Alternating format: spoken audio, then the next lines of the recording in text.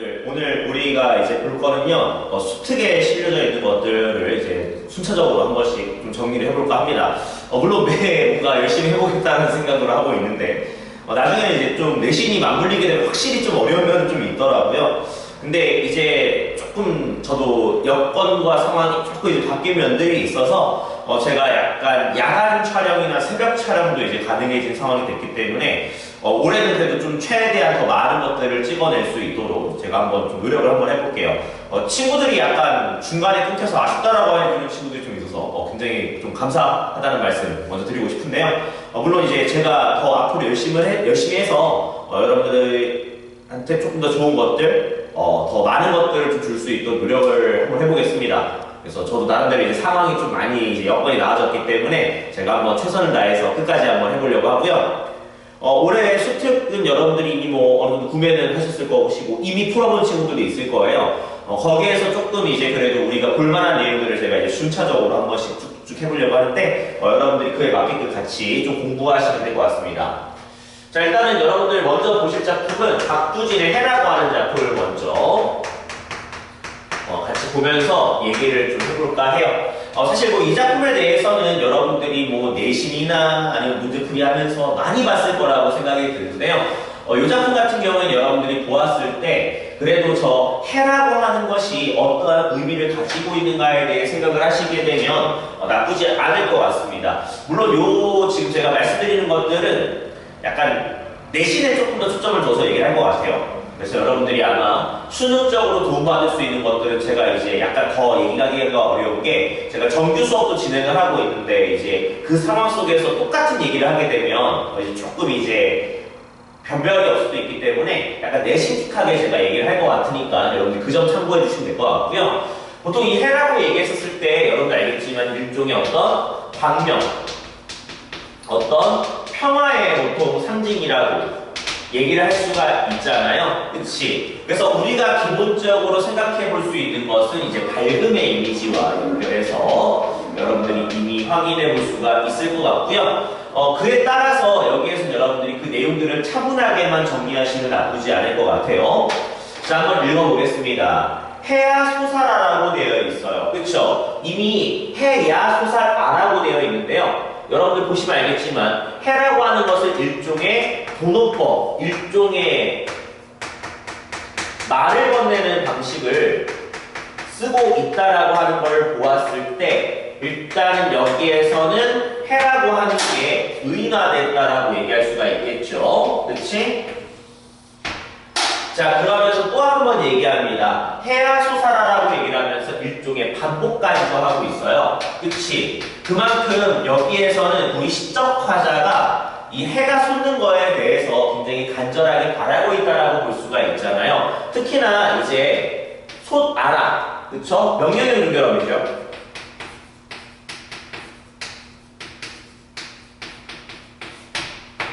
그래서 이런 것들을 통해서 일종의 어떤 의지, 일종의 간절함을 여러분들이 읽어낼 수가 있지 않을까? 그치? 그래서 뭐라 그래 얘기하냐면 말갛게 씻은 얼굴, 고운해야 소사라라고 얘기를 하면서 요 해라고 하는 것은 맑고 말갛게 씻은 얼굴이래요. 즉 얘는 일종의 어떤 순수하고 깨끗함의 이미지를 가지고 있다고 해도 전혀 하자가 없겠죠. 그치? 그만큼 여러분한테는 이런 식으로 내용을 전개하고 있는 상황인 것 같아요. 조금 더 읽어볼까? 산 넘어서 어둠을 살라 먹으라고 되어 있어요. 그럼 알겠지만 이미 여기에서 대비되는 값이 설정이 되겠죠? 바로 어둠이라고 하는 것을 살라 먹고 산 넘어서 밤새도록 어둠을 살라 먹고 이글이글 앳된 얼굴 고운해야 소사라라고 되어서 이글이글이라고 하는 일종의 음성 상징어까지 사용을 해서 여러분한테 의미를 강조하고 있는 것이죠. 특히나 이글이글이라고 하는 말은 의태어에 해당이 되니까 얘는 시각적인 이미지를 창출한다라고 얘기해도 상관이 없겠지. 그치? 좀 더 이어서 읽어볼게요. 이연입니다. 달밤이 싫대요. 얘는 어둠의 이미지와 관련되어 있다군요. 달밤이 싫어, 달밤이 싫어. 눈물 같은 골짜기에, 그렇구나. 이 골짜기는 눈물 같대요. 이 골짜기 이어서 달밤이 싫어. 아무도 없는 뜰. 그쵸? 이 뜰이라고 하는 곳은 아무도 없는 부재에 있는 상태니까 그런 뜰에 달밤은 나는 싫어라고 얘기를 하면서 우리 시적화자가 좋아하고 싫어하는 게 굉장히 명확하게 대비가 되어 있죠. 자, 3년 갑시다. 해야 고운해야 니라고 하는 건 너라고 하는 뜻인데요. 약간 예스러운 표현 정도로 보시면 되겠다. 니가 오면 니가 정말로 온다면 나는 청산이 좋아라라고 되어 있죠. 그럼 알겠지만 이 밝음의 이미지와 함께 갈 수 있는 게 바로 청산이라고 하는 게 같이 들어가겠다. 그죠? 청산이 좋아라. 헐헐헐 음성 상징어겠지. 기슬치는 청산이 좋아라라고 얘기를 하면서 일종의 파류법도 여러분께 보여주고 있군요. 알잖아. 청산이라고 하는 건 무생물인데 헐헐헐 날개를 칠 수 있는 거는 동물에 해당하는 새가 하는 거니까 파류법이라고 얘기를 할 자가 없잖아요. 그치? 청산이 있으면 혼자라고 좋아라라고 얘기를 하면서 이 청산은 진짜 좋은가 봐요. 그쵸? 자, 그 다음에 이어서 볼게. 여기 조금 잘 보자. 사슴을 따라 양지로. 양지는 밝음의 이미지니까 여기 해야 되겠죠. 양지로 사슴을 따라 사슴을 만나면 사슴과 논다라고 되어 있어. 그럼 알겠지만 우리 시적화자는 이 사슴이라고 하는 존재를 만나게 되면 어울리겠다라고 얘기를 하고 있고요. 그 다음에 오련 이어서 칙범을 따라 칙범을 만나면 칙범과 놀겠다라고 얘기하면서 칙범과도 함께 어우러지겠다라고 얘기를 하고 있는 것이죠. 그치? 어찌 보면 야국강식에 따라서 사슴이라고 하는 것 칙범이 약간 약자와 강자의 이미지를 가지고 있는 건데 우리 시적화자는 이들이 함께 공존할 수 있다라고 하는 것, 즉 화합할 수 있다라고 하는 것을 보여주는 거죠. 어디에서요? 이런 밝음의 이미지가 있는 해가 뜨는 곳, 청산이라고 하는 곳, 양지라고 하는 곳, 이런 곳에서 이들과 함께 공존하고 화합하겠다라는 거겠지. 그치? 이어서 마지막 인연입니다.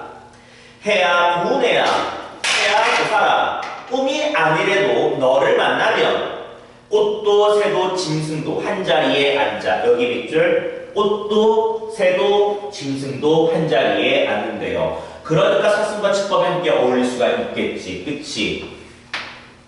여기에서 이어서 워어이 얘는 의성어에 해당되겠다. 그치? 그래서 의성어니까 얘는 청각적인 이미지와 연결지어서 여러분들이 생각하시면 되겠고요. 그리고 이어서 새도 짐승도 한자리에 앉아 워이 모두 불러 한자리에 앉아. 여기 밑줄 앳되고 고운 날을 누려보리라라고 얘기를 하면서 일종의 의지적인 태도로 시상이 마무리가 되고 있어. 됐어요? 그래서 여러분들이 박두진의 해는 요 정도 여러분들이 좀 살펴보시면은 아마 괜찮을 것 같고요. 특히나 여기서는 이런 반복적인 표현들을 통해 어느 효과들에 대해서 여러 번 얘기했기 때문에 여러분들이 그 점을 좀 생각을 해서 내용을 풀어주시면 될 것 같습니다. 자, 그래서 여러분들한테 요 정도 한번 제가 설명해 볼 수 있을 것 같습니다.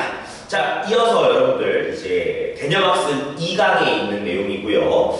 시조 퍼레이드가 좀 나왔군요. 그래서 여러분들이 얘는 아마 거기에 보면 문제 중에 보기가 있을 건데 보기를 좀 미리 읽어보시는 게 나쁘지가 않을 것 같아요. 시간성과 관련된 내용 되게 잘 심어져 있거든요. 그래서 여러분들이 그런 것들도 한번 읽어보시면 나쁘지 않을 것 같고요. 저는 작품에 좀 집중을 해서 여러분한테 일단은 매화의 시조부터 여러분께 소개하도록 하겠습니다. 참고로 매화라고 하는 사람은 이제 평양에서 굉장히 유명했던 기생으로 알고 있고요. 얘가 이제 그 어떤 남자애를 이제 좋아했었던 것 같은데 이제 새로운 라이벌한테 이제 빼앗기게 되니까 그에 대한 이제 안타까움을 노래하고 있는 작품이 요 매화의 시조거든요.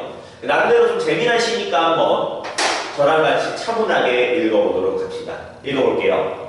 매화의 옛 등걸에 공철이 돌아온다라고 되어 있어. 그럼 이 매화라고 하는 건 우리가 약간 중의적인 표현으로 확인해 볼 수가 있는데 첫 번째는 정말 이제 매화라고 하는 꽃에 해당이 되겠죠.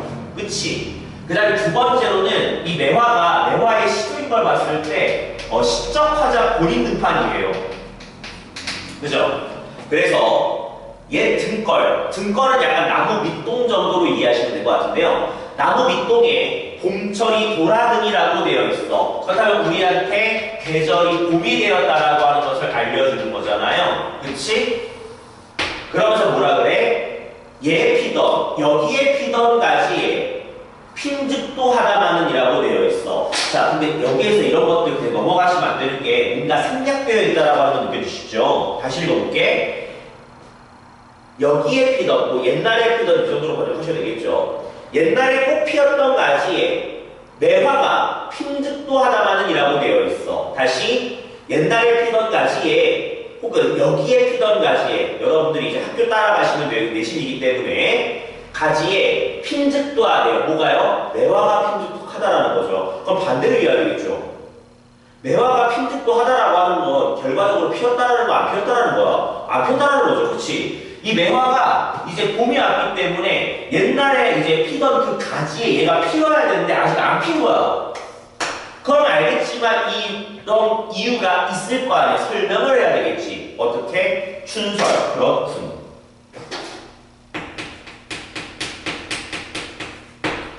춘설이라고 돼 있으니까 그냥 말 그대로 이해하게 되면 봄눈이잖아요. 그치? 즉 얘는 일종의 어떤 추위 같은 거, 일종의 꽃샘추위와 관련되어 있는 것들이야. 혹은 얘가 아까 전에 이용했던 정보를 이해하게 되면 일종의 시적 화자의 입장에서는 질투의 대상에 해당이 되겠지.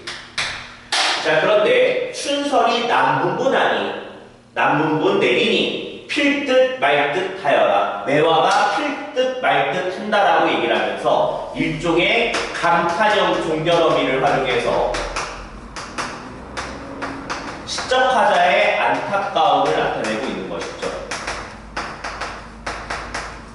그래서 여러분들이 자신의 처지에 대해서 이런 식으로 비유적으로 드러낸 작품 정도로 이해하시면 나쁘지가 않을 것 같습니다. 자, 그 다음에 이제 이원익의 시조 여러분들께 보여드리도록 하죠. 뭐 고공납주인가나 이런 것들 보신 친구들이 이원익은 한 번쯤 들어봤을 것 같아요. 자, 이것도 이제 사랑에 대한 이야기인 것 같은데요. 한번 읽어보죠. 녹양, 버드나무가 천만사, 천만가지의 시린들, 가는 춘풍을 잡아내며 라고 되어 있어. 그래서 이 녹양이라고 하는 게 버드나무인데 요게 천만사, 천개 만개의 시린들, 가는 춘풍을 잡아내며 라고 되어 있어. 춘풍이라고 되어 있으니까 봄바람인데 잡아내면라고 되어 있어요. 그쵸? 그럼 일단 얘네들이 관계가 있는 것 같고요. 조금 더 읽어볼게. 타마붕점이라고 되어 있어. 타마붕점은 그냥 벌과 나비 정도로 번역하시면 돼. 벌과 나비가 지는 꽃을 그렇군. 여기 밑줄 어이하겠는가. 즉 벌과 나비도 지는 꽃을 어찌할 수 없다라고 얘기하는 거. 즉 이건 무슨 얘기야? 아까 전에 이 녹양이라고 하는 게 수천만 가지의 실이어도 가는 춘풍을 잡아줄 수가 없다라는 거잖아. 그치? 타마문적이라고 하는 것도 지는 꽃을 어떻게 할 수 없다라고 얘기하는 거. 얘도 어떻게 할 수 없다라는 거예요. 그치? 왜? 얘네들은 일종의 자연의 섭리거든. 그러니까 어찌할 수 없다라고 얘기하고 있는 거 아닌가? 그치? 그러면서 아무리 사랑이 중한들 여기 밑줄 가느님이 잡으랴 라고 얘기하면서 자연의 섭리가 이러하기 때문에 가느님을 잡으랴 서리법이죠. 가느님을 잡을 수가 없다라는 것이잖아. 그래서 얘는 기본적으로 뭐 하는 거야? 자연사에서 일어나는 일들을 임이라고 하는 대상이 떠나는 것과 연결을 지어서 일종의 이별의 안타까움을 얘기하고 있는 거잖아요. 그치? 일종의 유추의 방식이죠. 그치? 그래서 유추의 방식을 통해서 뭐 어찌할 수 없다라고 하는 걸 여러분께 얘기를 하고 싶은 것이죠. 그래서 여러분한테 이것도 마찬가지로 이런 식의 패턴을 보여주고 있는 내용이고요. 자, 이번에는 사설시조 하나 보면서 정리하도록 합시다. 작자 미상이라고 되어 있군요.